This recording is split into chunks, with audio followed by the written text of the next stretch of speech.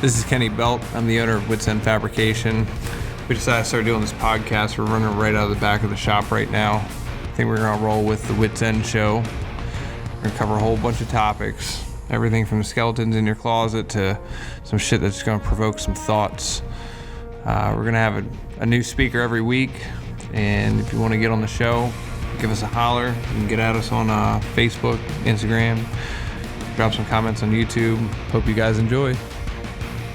I'm Kenny Belt. This is Wits Show, episode 2, sitting with Jim Skeleton. What's good?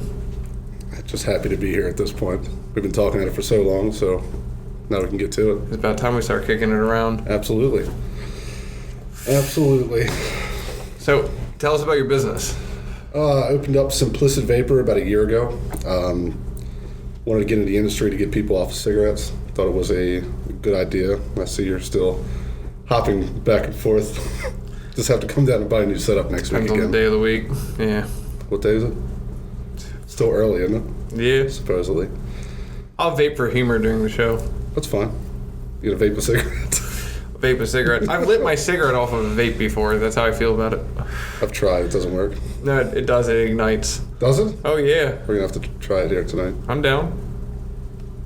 I'll ruin that coil. It's fine. But yeah, the vape shop's up in Edgewater. It's a real small shop, kind of family owned. We sell everything from beginners to expert stuff. We support Maryland vape advocacy, so try to donate as much as possible to the lawyers of the state of Maryland to fight for, the upcoming tax brackets that are going to be placed. The October 1st, 18 to 21 bill they just passed. So vape industry's kind of rough, but we're making it. It's a lot of fun, so. Keeping yourself in the know on it. Yeah, we have to. I bet you do. If you fall back, you get blindsided out of nowhere. So how do you feel about being in business? Is it sunshine and rainbows? Fuck no. Not just no, but fuck no. So much stress, man. So much stress. And as stressful as it can be, though, I always feel more accomplished every day that I come home, regardless if we did a $1,000 day or a $100 day, because I did it. I didn't make that money for somebody else. I'm making it for myself and my family. Isn't that funny how that works? It is. Like the shittiest day for yourself typically beats out like some of your better days for someone else. Still feels accomplished, though. Yeah. So it's fun. I mean, there's always that battle you got to fight with, trying to bring in more clientele to your shop or trying to pay that bill that's been past due for 3 weeks. Yeah. But once you do, you're like, fuck yeah. You got to play that shell game with the dollar bills, like shuffle them around, like who's getting paid, who's not. Yeah. EG is next. I think that's something that a lot of people don't realize about having a business or getting a business off the ground is it's not just you start a business, you make money, and you get to take off whatever fucking day you want. Like you work. You bust your ass. You work all of the hours. Even when you're not working, you're working. Yeah. Yeah. At least I am. When you're home on your couch, like you're still working. You're trying to figure out how the hell am I going to make it. Looking up a new product and a laptop to my right, looking up a new regulation that's going to be put in place. Yep. I'm not at the shop, but you're putting in work for your shop. Non-stop. It was like recently I counted up roughly like the hours that I was putting in over the years, like in the beginning, like 18-hour days, like every day. And I mean, it was like over the course of like 5 years, it actually compounds out to being like 11 years worth of work put into Wits End. It's worth it. Fuck yeah, I'd do it all over again. Because you don't have that asshole boss above your head. Yeah, there's that. I don't know. Mine's a dick. Mine's a dick. I've heard I was a dick. And my boss was a dick. I know you agree, like, your boss is a dick because no one beats you up the way you do. That's the thing, man. Back when we started talking about me opening up the shop, I remember firmly you were like, don't do it. Don't do it. Just keep doing what you're doing. Keep making juice. Keep flipping it. Do that. Keep it small for a little bit. And my hard-headed ass was like, no, I got to take it that step further. And I took it that step further. And goddamn it, I've passed a year so far, so I'm not doing bad. You beat out one of the largest chunks of statistics, like first-year businesses. It's something like 75 or 90% of them fail first year. Mm-hmm. So you dodged a big bullet on that one. We're not failing, man. No business really fails until they're shut down. That's the way I see it. Yeah, but what I'm saying is most of them do close up year absolutely. One. Yes. Yeah, I mean, we've had a shit ton of conversations about it. Yep. I mean, a shit ton of conversations. You'll sweat bullets the whole time. Mm-hmm. The number one thing I remember you saying was no matter how much money you have in your pocket when you're a business owner, you're always going to need more. Yeah. And that's 100% true. No amount of money equals out to be shit. No, It's so funny.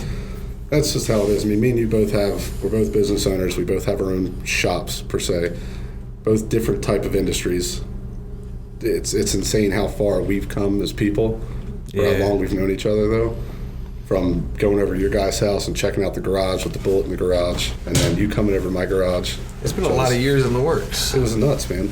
But we've come a long way, and there's no stopping it. No. I've said quite a few times, if Wits End ever failed, I'd open up the next day. Think so? I'd go right the fuck back at it. Yeah, I don't think I could work for somebody else again.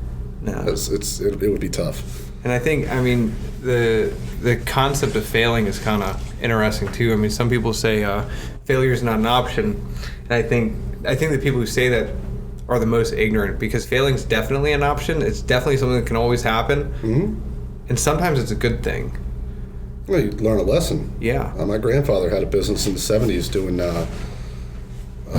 trailers or something. I can't remember what it was. He had a trailer business where he made these mechanisms for the trailer door to go up and down, and then he had a forklift business, high reach, and his first business shut down, and he kicked himself in the ass for letting it close down. But the second business thrived and succeeded so much. Yeah. They ended up selling it and just living up to right now, where he's 78 years old, off of the profits that he's made in the business sales. So All thanks to a failure.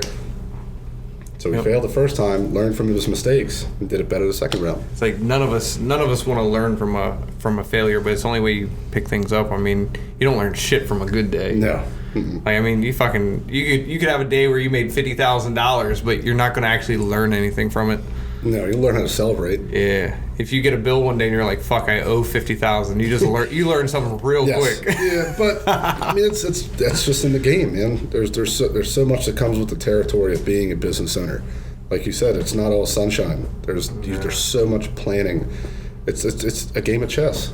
I don't know how to play chess, but I'm running my business like this, and I'm doing fine. Yeah. As far as I can go with, and I'm doing good. Yep. But I'll continue to grow and learn as I go. And that's the whole thing, is it's just being able to grow and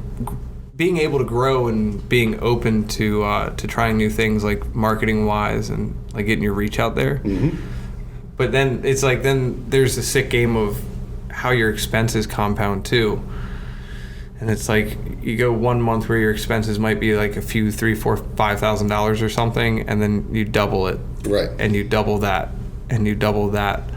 And at the end of the day, it's like you might be making $1 million and you have $10,000 on the side. You still spent 50% to get that margin where it needs to be. Yeah, but your $10,000 to the side is no different than making, $100,000 that year and having, $200 or something set off to the side. That's right. That's the vicious part about it. No, I'm not a millionaire yet, but we're getting there. Give it time. I know. I'm 100 Hey, that's solid though. At least you're not broke. No, I'm broke, but I'm broke for the right reasons. When we first started talking about your business idea a couple years ago now, I think I remember you saying you had 14 or 37 cents in your bank account. 37 cents.